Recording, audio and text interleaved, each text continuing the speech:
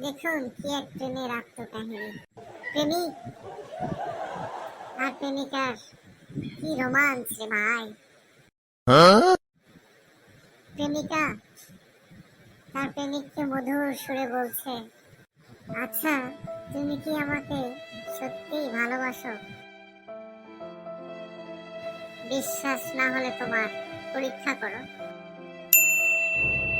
আচ্ছা ঠিক আছে, তাহলে আমার একটা প্রশ্নের উত্তর দিবে তুমি। মনে করো তোমার শার্টের পকেটে 20 টাকা আছে, সেই 20 টাকা থেকে আমাকে 15 টাকা দিয়ে দিবে, তা কিনতে পারবে?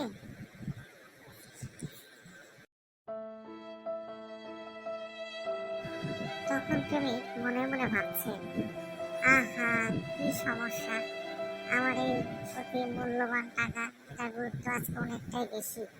সে টাকাটা আমার প্রেমিকার চোখ পড়েছে, দেখি তাকে কিছু কথা বলি, সে আমার কথাটা রাখে কিনা।